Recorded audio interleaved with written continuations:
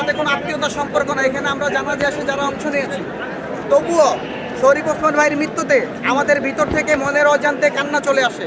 আমরা চাই শরীফ ওসমান ভাইয়ের সাথে যেই ঘটনা ঘটেছে, পুনরায় কোনো জুলাই যুদ্ধের সাথে যাতে এমন ঘটনা না ঘটে।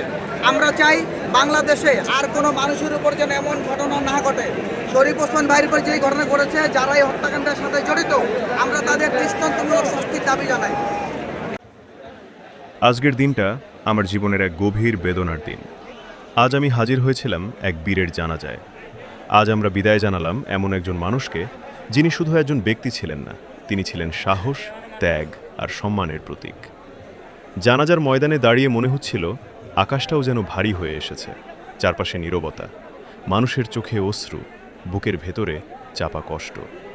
যিনি আজ নিথর দেহে শুয়ে আছেন, তিনি একদিন আমাদের মাঝেই ছিলেন, হেঁটেছেন, কথা বলেছেন, মানুষের জন্য কাজ করেছেন, অন্যায়ের সামনে মাথা নত করেননি। তিনি ছিলেন একজন বীর। বীরত্ব মানে শুধু যুদ্ধ করা নয়, বীরত্ব মানে সত্যের পক্ষে দাঁড়ানো, বীরত্ব মানে অন্যায়ের বিরুদ্ধে সাহস নিয়ে কথা বলা, বীরত্ব মানে নিজের স্বার্থের চেয়ে দেশ, মানুষ আর আদর্শকে বড় করে দেখা। আজ তার জানাজায় দাঁড়িয়ে মনে হচ্ছিল আমরা শুধু একজন মানুষকে হারাইনি, আমরা হারিয়েছি একটি শক্ত কণ্ঠ, একটি দৃঢ় মনোবল, একটি আলোকবর্তিকা যে অনেককে পথ দেখিয়েছে। জানাজার কাতারে দাঁড়ানো প্রতিটি মানুষের চোখে একই প্রশ্ন, এমন মানুষ কি বারবার জন্ম নেয়? হয়তো না, কিন্তু তার আদর্শ, তার সাহস, তার ত্যাগ, এইগুলো কখনো মারা যায় না। আজ আমরা তাকে মাটির নিচে শুইয়ে দিলাম, কিন্তু তার নাম, তার কাজ, তার স্মৃতি এই সমাজের বুকেই থেকে যাবে। যতদিন সত্যের লড়াই থাকবে, যতদিন ন্যায়ের কথা বলা মানুষ থাকবে, ততদিন এই বীরের কথা উচ্চারিত হবে। আজ বিদায়ের সময় আমরা শুধু চোখের জল ফেলিনি, আমরা নিজের ভেতর একটা অঙ্গীকার নিয়েছি, তার দেখানো পথে চলার, তার অসমাপ্ত স্বপ্নগুলো বুকে ধারণ করার, আর প্রয়োজনে সত্যের জন্য সাহসী হওয়ার। হে বীর, আজ আমরা তোমাকে বিদায় জানালাম, কিন্তু তুমি হারিয়ে যাওনি।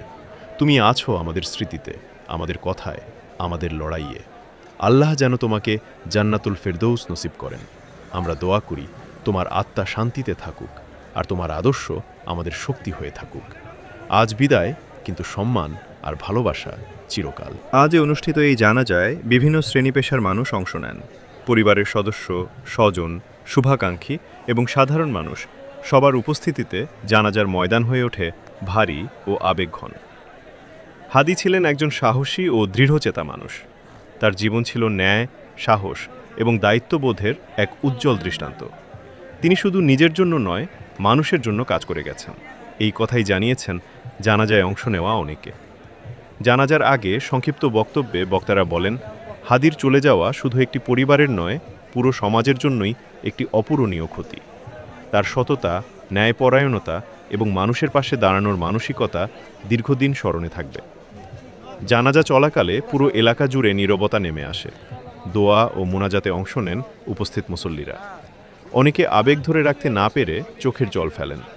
স্থানীয়দের ভাষ্য অনুযায়ী হাদি ছিলেন একজন নির্ভীক মানুষ, যিনি অন্যায়ের সঙ্গে কখনো আপোষ করেননি। তিনি মানুষের বিপদে পাশে দাঁড়িয়েছেন, সত্যের পক্ষে কথা বলেছেন। এ কারণেই তিনি সবার কাছে একজন বীর হিসেবে পরিচিত ছিলেন। জানাজা শেষে তাকে পারিবারিক কবরস্থানে দাফন করা হয়। শেষ বিদায়ের সময় স্বজনদের আহাজারিতে হৃদয় বিদারক পরিবেশের সৃষ্টি হয়। আজকের এই জানাজা শুধু একটি দাফন অনুষ্ঠান ছিল না, এটি ছিল একজন বীরকে জাতির পক্ষ থেকে সম্মান জানানো। হাদির জীবন ও আদর্শ ভবিষ্যৎ প্রজন্মের জন্য অনুপ্রেরণা হয়ে থাকবে, এমনটাই আশা করছেন উপস্থিত সবাই। আমরা দোয়া করি আল্লাহ তাআলা যেন তাকে জান্নাতুল ফেরদৌস নসিব করেন এবং তার পরিবারকে এই শোক সইবার শক্তি দান করেন।